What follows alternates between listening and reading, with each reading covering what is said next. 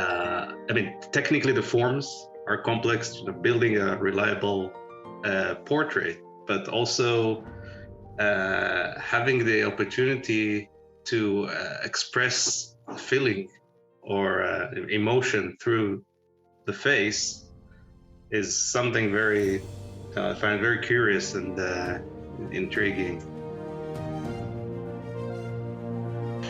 Gadi, so wonderful to meet you on Zoom. Same here. It's Yeah, great to be here. Yeah, I discovered you on Instagram. Your lovely art, your sculptures. Thank you. Yeah. So tell me, where are you based? So we're in the US, in Pittsburgh, Pennsylvania. Mm-hmm. We Were you live- born there? No, I was born in Israel and we moved here in 2008 with the family. We moved for, I had a job opportunity, me and my wife, in Pittsburgh, and we stayed here. Oh, wonderful. Yeah. And now the sculpturing your art, is this your job or is it something part-time? No, it's part-time, usually at nights and weekends. Really? And I'm an engineer in my daytime work in a software company. Oh, I see. Okay.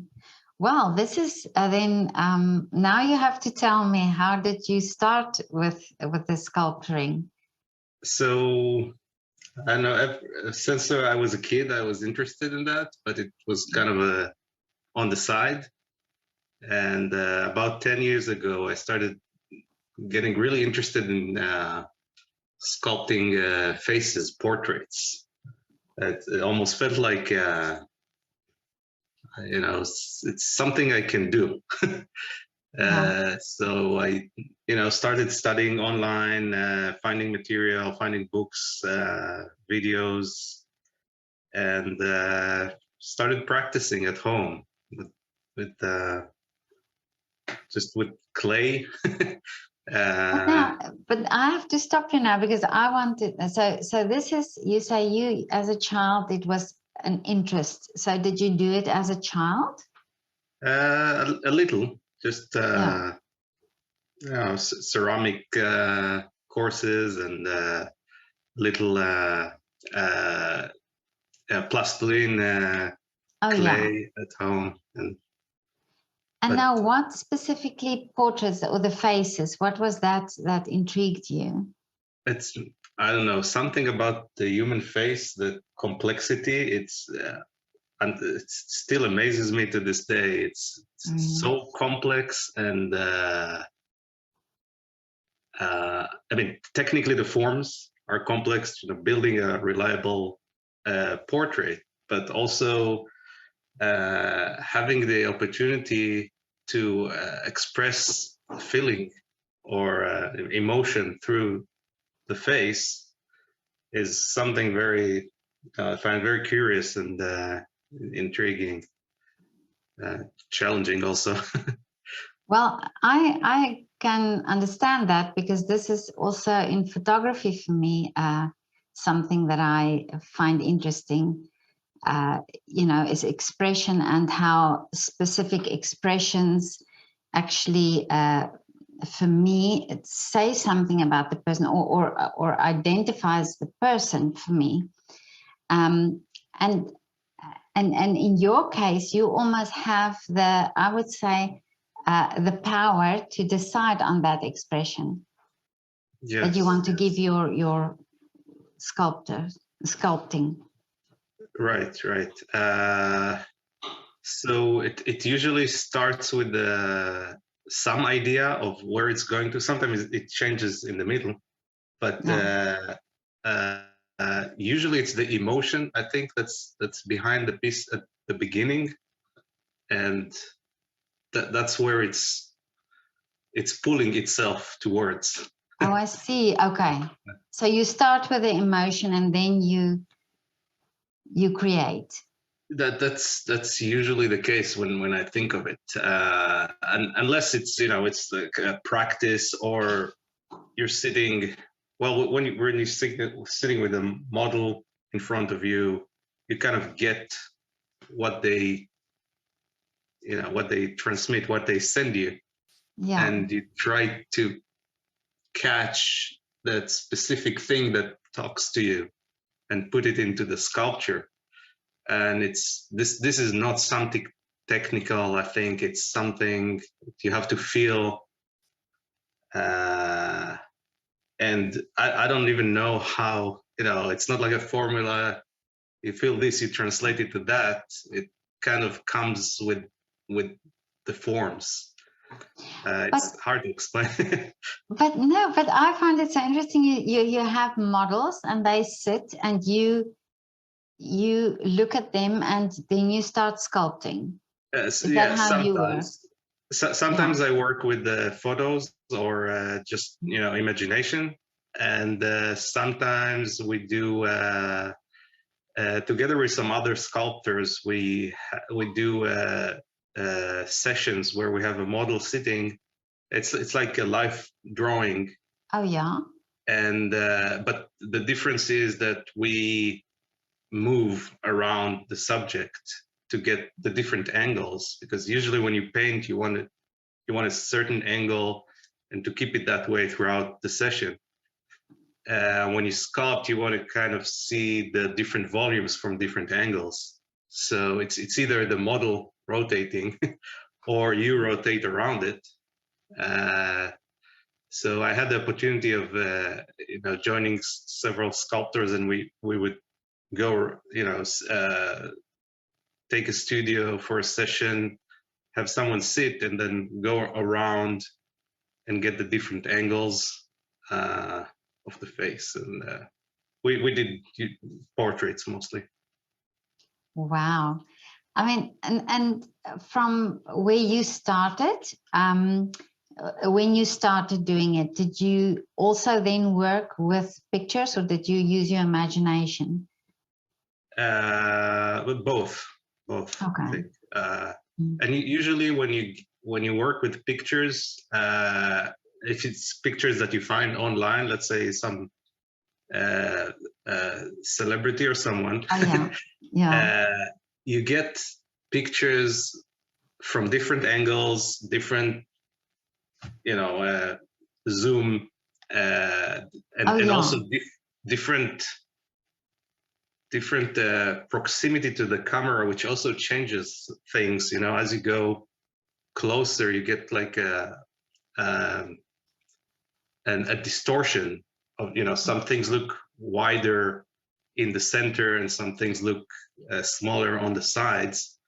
It really depends on if you really want to sculpt something accurately from photos, you have to take the photos yourself from a distance with a certain zoom setting, and have pictures taken from different angles, all with this, and hopefully with the same expression also. When you're just collecting stuff randomly, you get different angles, different expressions that and it's hard. So you got to just make up some things that you can't really see in the pictures, or you don't have the angle to see it. But how much do you know about? How much do you have to know about the anatomy of the body to be able to sculpt? You have to know a good amount to get with a realistic. If you're looking for a realistic look, understanding the underlying structure, the bone structure, and the muscles, the fat areas really help to get the realistic look. You can go for something non-realistic or abstract, and then it kind of you can play with it. But if you want to create something realistic looking, you have to know some basics. So I studied at first with the sculptor named Philippe Farreau. His online, he has YouTube videos, and I went one time I went to a class at his place, and he has a very nice approach to building the portrait from the bone structure and up, and that gave me a good basis, I think, to have a basic realistic layer that you can later modify and add and change according to the portrait that you see. But it's kind of the basic and the skull structure that you start with that helps you get things in shape from the beginning. So have you developed a sort of an eye to look at faces? You know, so if you meet somebody, do you automatically sort of analyze, and not in a negative way, but I mean, Yeah. you know, you do that. Yes, yeah, definitely. Sometimes in meetings at work, or that's how people will see that now. It makes those meetings interesting, you know. Yes. But I do look at, sometimes I see, oh, that's an interesting fold in the ear there. And, yeah. Definitely. Also faces, just it's many times I feel like I want to sculpt someone when I see them in the street or really? Somewhere. Yeah. Interesting. So many interesting faces. Well, I saw somebody interesting one day, and I ran after her in the train station because I wanted to photograph her. So, you know, you just have to do it. If you see that ear that you want to sculpt, you have to ask them. Right. By the way, you were talking about your photography, and I really liked your.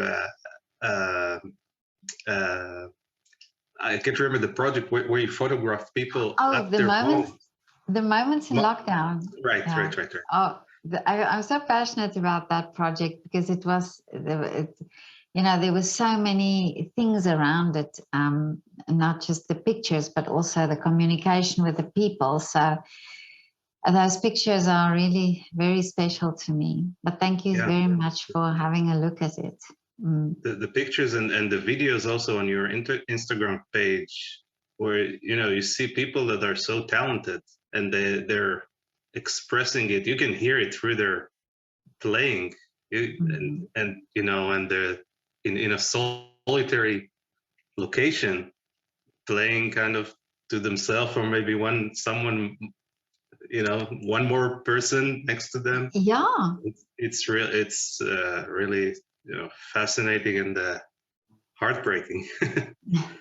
And it makes you think of it, when they stand on the stairs there and play. It was, for me, it was always a very, I've always felt honored because I think these people are professional musicians, and the fact that they allowed me to do that and film them and so on. So that was always something that I felt very privileged that I could be part of that.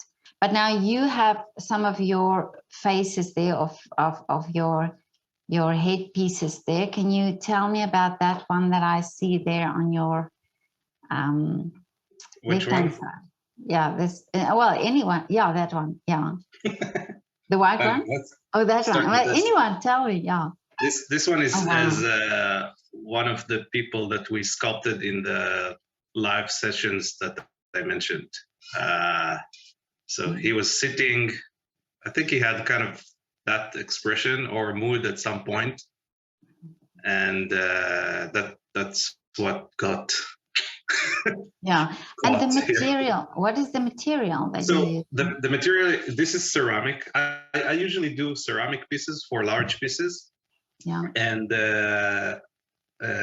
oil-based, which is like a plastiline that never dries, like it's almost like kids plaster in just a different grade, which are these pieces that need to be okay. So ceramic sculptures, you sculpt them, you dry them, you make them hollow, because then you fire them in a kiln, and you have to make sure that there are no air pockets and that it's light enough, and so you hollow it from the inside. So basically, all of these are hollow.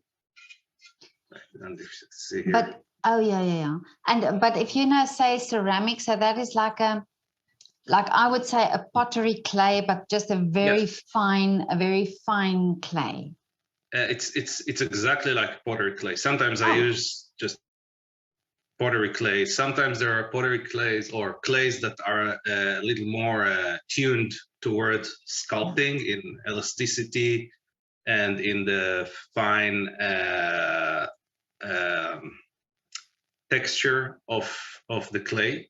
So sometimes they have it's called grog. They put fired clay particles in the clay, which makes it looks grainy. Sometimes the clay is very smooth, so you can get different effects. Like, for example, this one is smooth, so you can get it's hard to see because the finish is a little rough. But for example, I don't know if you can see it here.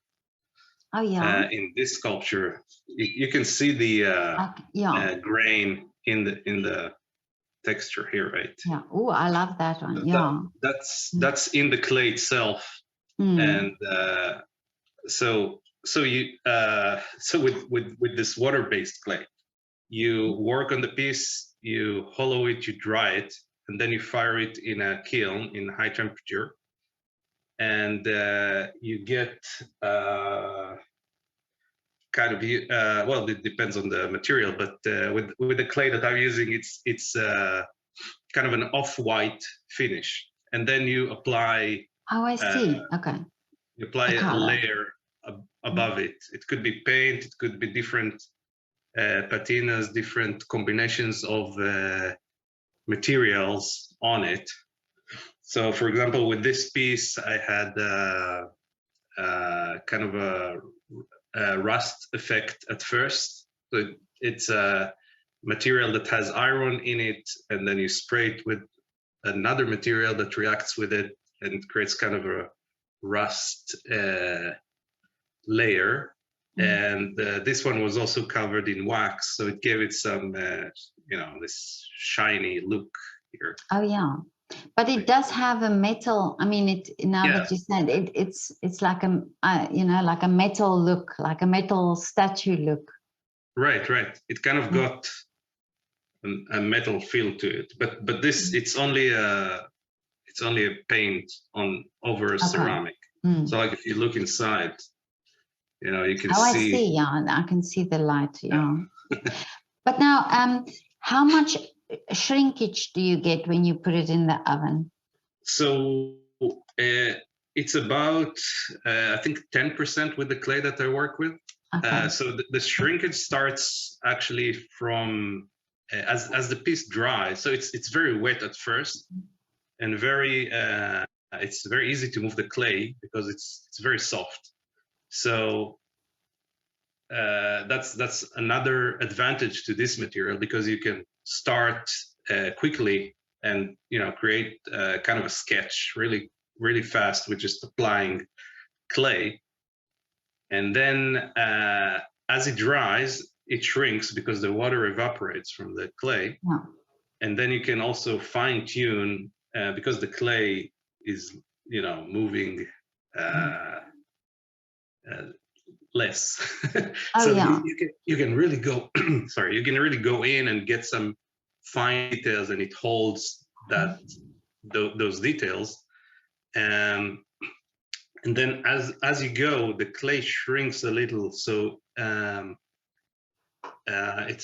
it's always you always have to put it on some armature, some stand, and allow allow it to shrink on it. So the stand, when you're working with this type of clay that shrinks, the stand has to be, what I usually do is cover it with the newspaper, something that will absorb the water from the inside and will allow it to shrink a bit. Because otherwise, it's if it's a rigid structure, the clay will just burst. You know. I wanted to ask now. Yeah, so you mold it basically around something, and then you right. So usually, what I use is a simple dowel or stick. Yeah. And apply newspaper on it with a certain size, and then build the clay on it. So the clay can shrink if it needs to on that structure. But now, how much do you lose from the features? You know, so how much change do you get in the structure of the face when it starts shrinking? Oh, there's almost no change. It shrinks equally from all sides. If you have, so that's another reason to have uniform depth, and that's another reason why you hollow the sculpture from the inside, so you get like a shell around. The face. Different areas have maybe different depths, but mostly it's the same thickness of clay around the sculpture. So like here, this is kind of the depth or the width of the clay in a mask shell around the structure. And do you go inside then and try and get it the same thickness overall?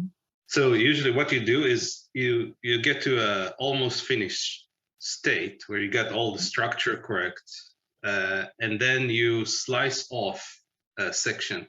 So for example, if I'm working on this, I see. Yeah. I will slice off a piece from the top, usually something that you can later put on and it will hang on there. You don't want to cut like from the back and then it's hard to I see. apply it back and then it falls down. So you want to cut something that will later hold its weight. And it also has to be in a state where the clay is dry enough to not collapse on you. And I have had that happen several times. That must be so heartbreaking. Yeah. After you're almost done, you just want to hollow it and fire, and then my goodness. So you do a cut and you just take it off and empty everything from the inside, empty that part you took off. And if it's like a more brain complex, surgery, brain surgery. Yeah, exactly. And if it's a more complex structure or a full body, you have to cut other areas also and then empty from there. Yeah. And then you put the pieces back. There is a technique to reconnect areas with the clay that is a little dry. So there's techniques that come from pottery. You kind of score the edges and wet the areas, put it back, and then you make the seam disappear, of course. And that's usually a very strong bond that happens after you. I never had like a case where I had breakage in that area. No crack, because I'm thinking now if it then gets fired and it was two different like when you seal it again, of course that clay would be more wet than the actual clay, but it doesn't crack, you say. So there is that danger as well, like you said, really? And there are ways to approach it. So you're using clay. You're using not wet clay when you do the reconnection. You're using a little dried piece of clay, usually the clay that you took from the or took from the inside, or you know, that's a little drier, closer to the surface. And when you put it in the seam, it's almost the same, in the same state of dryness as the shell. I understand. Yeah. Otherwise, it will crack because it dries and moves differently with the amount of water that's in it. So yeah. So when you put these heads then in the oven, is it always for you this feeling of you hope everything will be fine? And do you get? Yes, definitely. Is it always like that? Always. Oh, really? Oh, there's always something could go wrong, and you know, the piece is complete, right? Yeah. I'm just thinking I would be so nervous to do that after all that work. But recently, in the last years, I learned. I had a friend that pointed out a process that you put the piece in the kiln and you let it dry in the kiln on a very low temperature for a period of time, several hours, and that usually after I started that, I didn't have any accidents. Oh, I see. Okay. Raise the temperature too fast is when the problems start. And if you have air pockets left inside, or places where you have inconsistent width of the clay, or places where it could crack and break. And you know, the pieces that I had before, you could see, like, you know, half of the face popped out and broken, shattered to many pieces. It's terrible. I hope you're a man who can cry, because I would really. But there are ways to fix that too. But you end up with you figured that puzzle also out. And the pieces are not exactly matching because you know it broke after all. But there are like glues that you can use and put it back. And if you're painting the piece eventually, then you know it wouldn't show through that. But now that other the white one there that you have on that side. Yeah, that one is based on a figure from a show. It's called Outlander. I can't remember can't remember the. Oh wow! So listen, these faces really look real. I mean, they look very accurate. Yeah, this one I was trying to get both the expression and the look of the actor, and I was going through the series and trying to get screen captures of different sides. So because I couldn't find good reference online from every side with the same, you know, with the same look, same expression, I was trying to get that from the video by doing screen captures. Amazing. And then trying to, That's amazing. Wow. That's this one. So there's an interesting process that I went through with this one. There's new technology today. You know, 3D scanning. It's not new already. 3D scanning and printing. So I was trying to get. So okay, so this is a fired piece, but sometimes you end up with a piece that's material that it's not, you can't fire, and you need to make a mold and cast something into it. It's a pretty. I see. Okay, so you do difficult. That as well.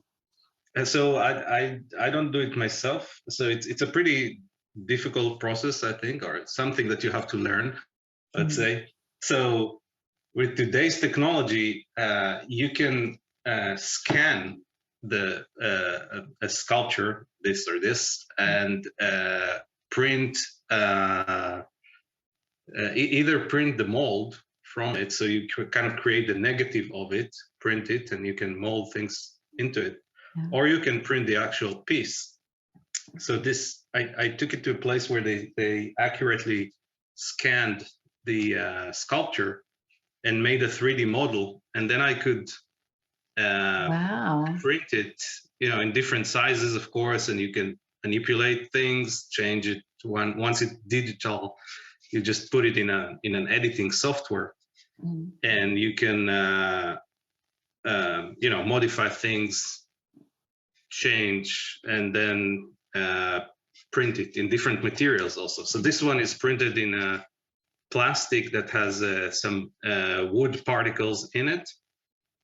So it kind of looks almost like wood. Yeah. Still plastic, but yeah. And I had one piece, this one, that I printed, so in plastic also, but then that was just a reference. It's this girl here. I see. Yeah.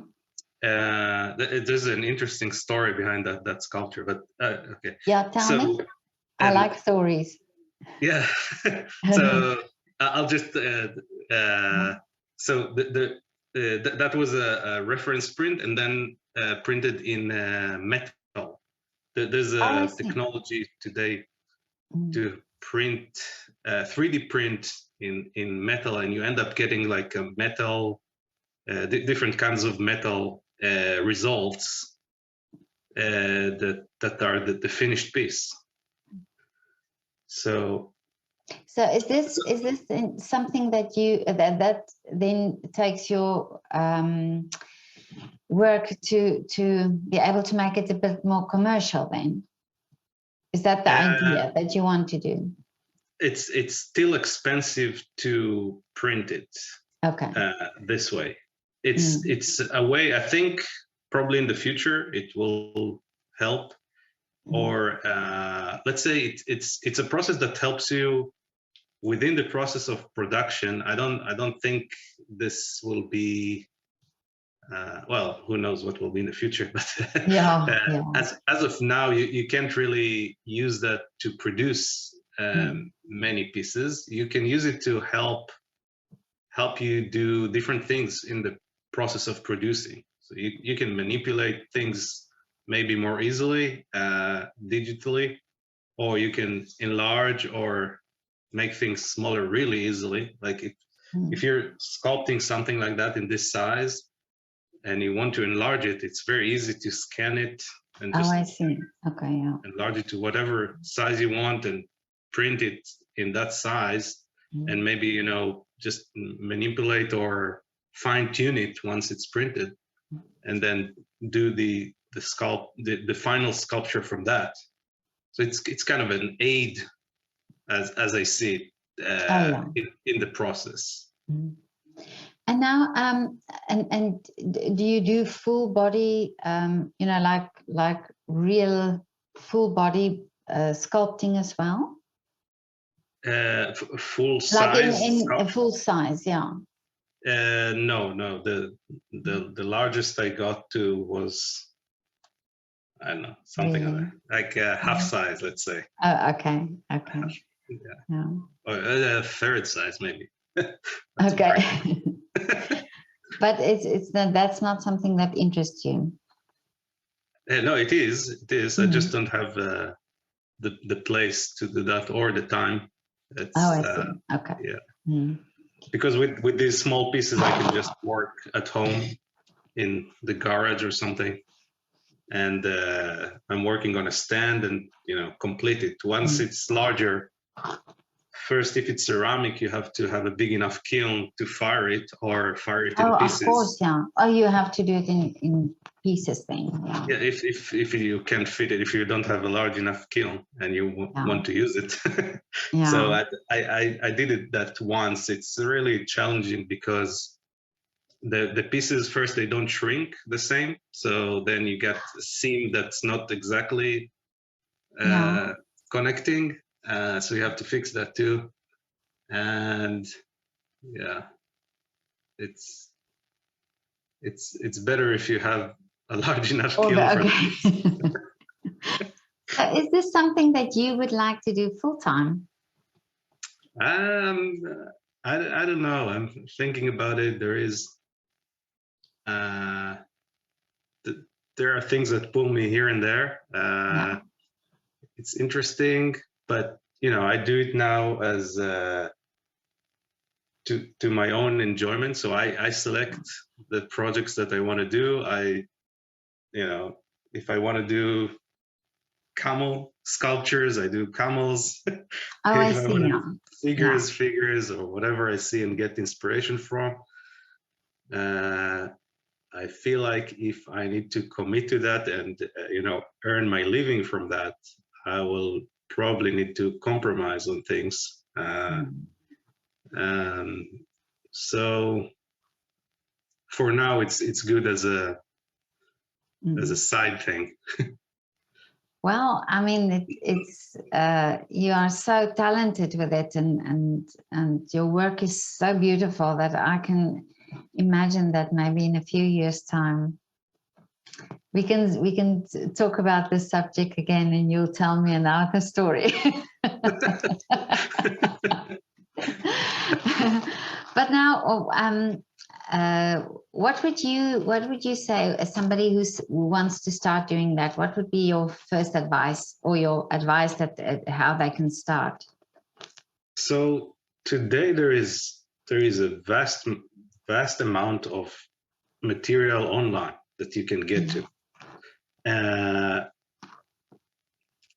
Some of it is better and some not, but you can probably just for start, you know, look online. There are tutorials that explain.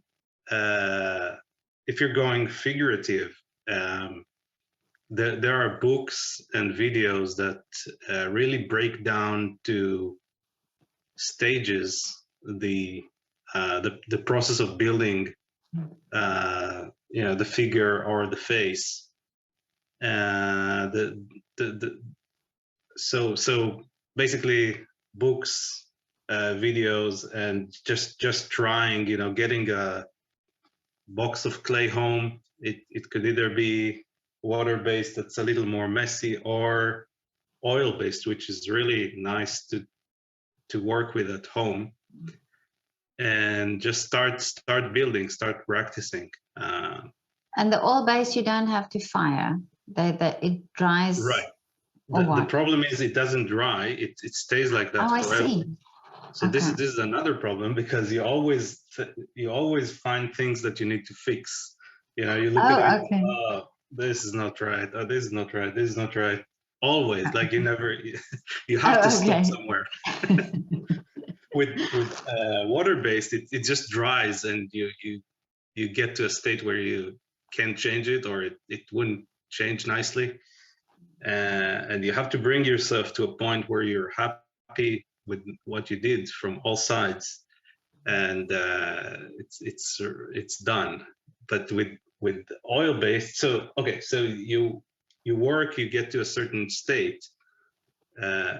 If you're not me and leaving it forever, you would make a mold. So there are different types of materials that you can do. The most common now, I think, is silicone. So you cover it with silicone to get the fine details, and then a hard shell on it. And then you get like a negative structure of the sculpture. And then you open it, you take the original out, and then you cast the material into it. And that material could be either plaster or wax, and then you can go into the process of creating a bronze or other metals sculptures from it. That's usually how people that make bronze sculpture work. So that they work in oil-based clay. They make a mold, and they usually take it to a foundry where they make another ceramic mold from the wax.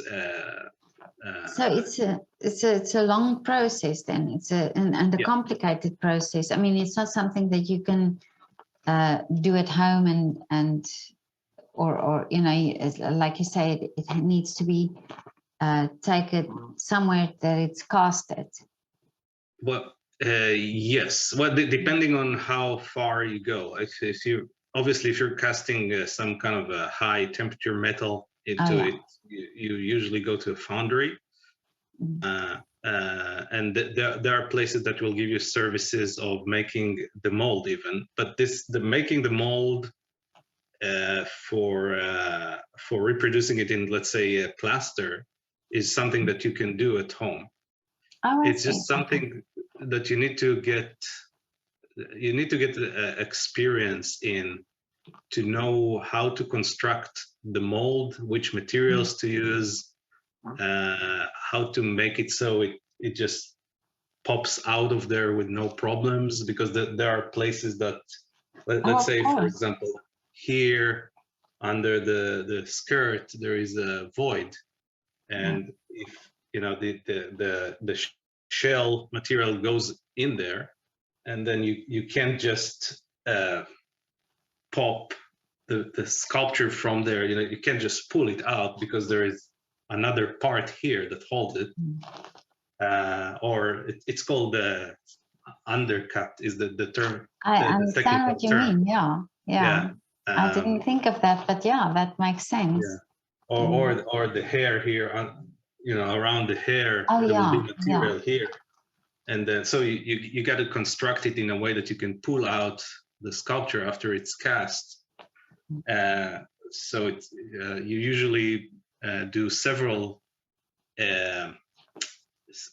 parts of a mold around it, and then you can break it out without harming the sculpture inside. But with the advances of using silicone layers, which are more flexible, you can then, you know, have a silicone layer over the sculpture, and then a hard shell that you can break, and you can then unfold the silicone from it. So it's definitely something that you need to learn and know what you're doing, and I'm not there with that process. So. But yeah, it sounds that this is why I say when we start talking about this, all these little details and all these things to think about, this is not something that you usually think about when you look at the sculpture like that, you know, and it's right. Yeah, true that you're saying. But now, Gadi, what is your wish for the future?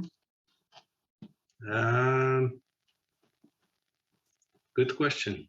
In the sculpture area, I mean. any wish, you can make a wish here. I hope to keep enjoying myself and you know, be able to create things. Just it kind of an enjoyable process. It kind of frees my mind when I do that. So you know, I can go down and work on it for hours. It's usually a different mindset than the normal day that I'm through, and it kind of frees the mind. So just doing that is great. Yeah, well, you work in two worlds, in two different worlds, really, and so that is probably why you can. In that, when you start sculpting, you shut the other world out. Yeah, that's an interesting point. I don't feel like, I feel like there's a little mix between the worlds. Oh, really? Yeah, because sometimes I feel like an analytic approach is needed in some areas, and sometimes it's more the emotion that comes into play. So it's interesting. I don't know, like, to put the barrier or to say like this belongs to this and that belongs to that, but it feels like it's kind of mixing between them. Do you think the one helps with the other? I think so. Like I said, I can't really say, this, that helps me with the structures or something like that, Yeah, but maybe subconsciously that you don't realize. Right, exactly. And but I don't feel like I'm either at work not thinking about these aspects as well, or after work not thinking about. Yeah. So I don't feel like I'm completely disconnected. It's just in the mindset and a different kind of atmosphere. Well, you analyze ears in meetings, so obviously you're.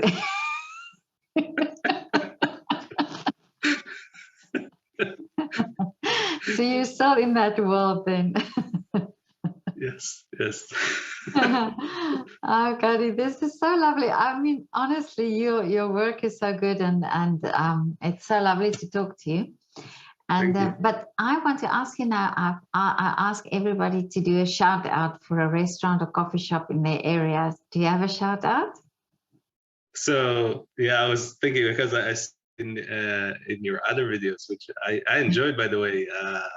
Thank you. Several of them are great. Even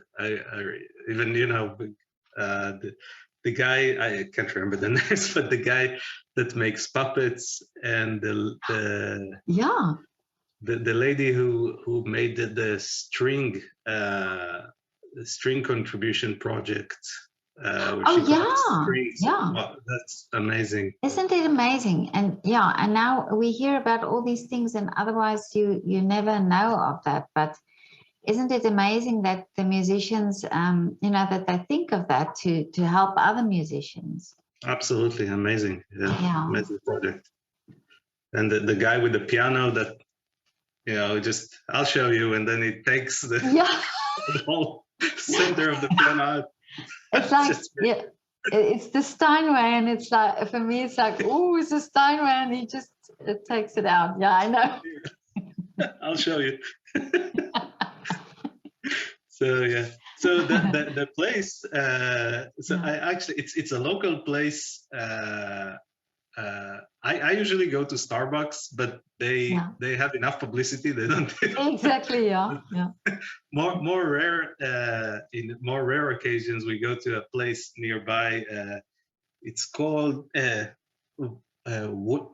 Wunderbar. Yeah. And I got this from a local watercolor artist that actually drew the place. Amazing. It's a really nice place. Has like an antique feel on it. And it's Wunderbar. Wunderbar is German. Yeah. They also do pretzels in the next door. So amazing. I don't know if it's I don't know the origins well, but it's something from that area. Oh, and that's they do amazing. crepes and coffees, and it's really nice. Amazing that you have the picture. Now I can imagine it as well and what it looks like. But Pennsylvania is it's Amish country, so there's a lot of German influence, isn't it?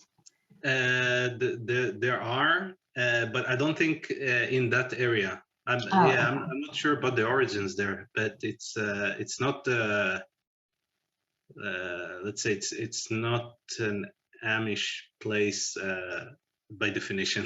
Oh, I see. Okay. Okay. Well, Gadi, it's really, thank you so much for your time and your Saturday morning. Thank you very much for having me. Yeah. And well, maybe one day I'll come to America. I've never been there, but I would love to meet you in person.